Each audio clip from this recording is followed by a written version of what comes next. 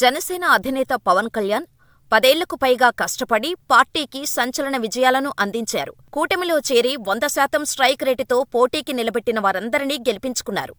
ఇప్పుడు ఆయన హిందూత్వం వినిపిస్తూ దేశవ్యాప్తంగా గుర్తింపు తెచ్చుకున్నారు. అయితే తెలుగు రాష్ట్రాల్లోని కొంతమంది మాత్రం ఆయనను గుర్తించడానికి ఇష్టపడలేదు. వివాదాస్పద వ్యాఖ్యలు చేస్తూ మీడియా ముందుకు వస్తున్నారు.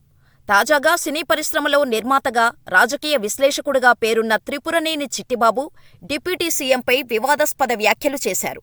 వైఎస్సార్సీపీలో ఇప్పుడు రాజ్యసభ సభ్యుడి పదవికి రాజీనామా చేసి పూర్తిగా రాజకీయాలకు సన్యాసం ప్రకటించిన విజయసాయిరెడ్డి విషయం హాట్ టాపిక్ అవుతోంది.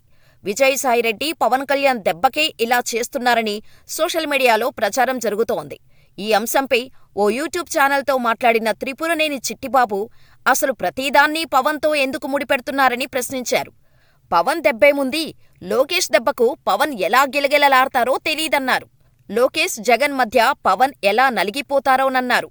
ఇవాళ మాట్లాడింది రేపు మాట్లాడరని, రోజుకో మాట మాట్లాడతారని ఆయన పొలిటికల్ జోకర్ అన్నారు. అయితే ఇప్పుడు పవర్ ఉంది కాబట్టి పవర్ఫుల్ పొలిటికల్ జోకర్ అన్నారు. క్షమాపణలు చెప్పాలని, సీజ్ ద షిప్ అని సీజ్ చేసిన షిప్లని అనడం, ఇలా అన్ని విషయాల్లో జోకర్ అవుతున్నారని అంటున్నారు. చిట్టిబాబు చేసిన వ్యాఖ్యలు సోషల్ మీడియాలో వైరల్ అవుతున్నాయి. ఇక త్రిపురనేని చిట్టిబాబు నిర్మాత, రాజకీయ విశ్లేషకుడు అని చెప్పుకుంటూ యూట్యూబ్ ఛానళ్లకు ఇంటర్వ్యూలు ఇస్తుంటారు. ఛానల్ డిబేట్లకు హాజరవుతుంటారు. త్రిపురనేని చిట్టిబాబు అన్ని అంశాలపై మాట్లాడుతూ ఉంటారు. మోహన్ బాబు కుటుంబంలో ఏం జరిగిందో కూడా అంతా ఆయనకు తెలిసినట్టుగా చెబుతూ ఉంటారు. అయితే ఎప్పుడూ ఇంత సీరియస్గా ఆయన ఇతరులపై విమర్శలు చేయలేదు. పవన్ కళ్యాణ్ తన రాజకీయ విజయాలతో ఇప్పుడు డిప్యూటీ సీఎం హోదాలో ఉన్నారు. ఆయన రాజకీయ వ్యూహాలను ఆయన అమలు చేస్తున్నారు. అయితే కొన్ని ప్రకటనలు చేయడం సంచలనంగా మారుతోంది. ప్రభుత్వంలో ఉంటూ ప్రభుత్వాన్ని తప్పుబడుతున్నారని అంటున్నారు.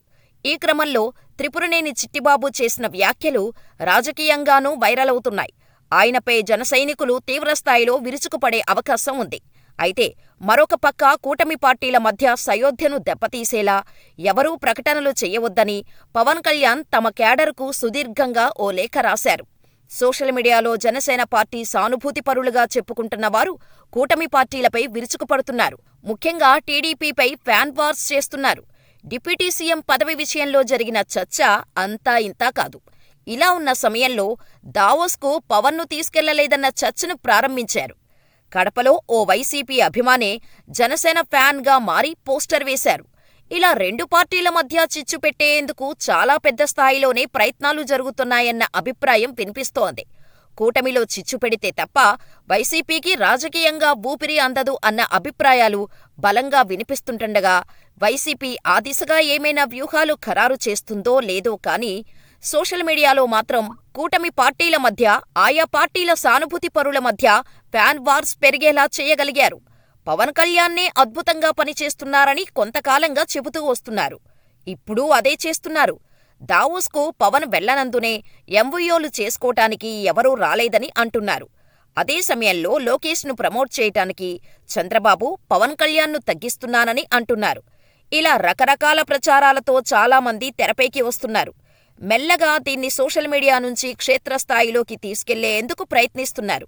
ఈ క్రమంలో కడపలో ఫ్లెక్సీలు కూడా ఏర్పాటు చేశారు. మరోవైపు వైసీపీ ద్వితీయ శ్రేణి క్యార్ ఇటీవల కాలంలో జనసేన పార్టీలో చేరటం ప్రారంభించారు.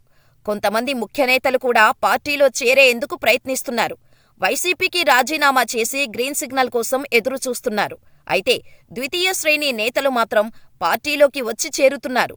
తాజాగా జనసేన ప్రధాన కార్యదర్శి నాగబాబు వారికి కండువాలు కప్పి పార్టీలోకి ఆహ్వానించారు. పార్టీలో ఇలా చేరేవారంతా జనసేన పార్టీకి నిఖార్సుగా పనిచేస్తారో లేదో కానీ అధికారం ఉందనే పార్టీలోకి వచ్చి చేరుతున్నారన్నది నిజం. వారంతా రేపు టీడీపీ, జనసేన మధ్య చిచ్చు పెట్టడానికి ఎక్కువగా ప్రయత్నిస్తారు. పవన్ కళ్యాణ్ను పొగడటం, జనసేన పార్టీ ఒంటరిగా పోటీ చేసినా ఎదిగిపోతామని ప్రచారం చేయడం ద్వారా కూటమి పార్టీల్లో చిచ్చు పెట్టే అవకాశాలు ఉన్నాయి. కూటమిగా ఉంటే ఏపీలో ఇతర పార్టీలకు చోటు లేదని అర్థమైపోతుంది. అందుకే వైసీపీ కకావికలమైపోతోంది. పలువురు దిగ్గజ నేతలు గుడ్ బై చెబుతున్నారు. ఇలాంటి సమయంలో కూటమి పార్టీలు ఎంత ఐక్యంగా ఉంటే అంత ఎక్కువగా వైసీపీ నిర్వీర్యమైపోతుంది. కానీ పార్టీల అగ్రనేతలు ఓ స్పిరిట్తో ఉంటున్నారు. కార్యకర్తలు మాత్రం కింది స్థాయిలో ఫ్యాన్ వార్స్కు దిగుతున్నారు. అక్కడే అసలు సమస్యలు వస్తున్నాయి. దీన్ని కూటమి పార్టీలు అధిగమించాల్సి ఉంది.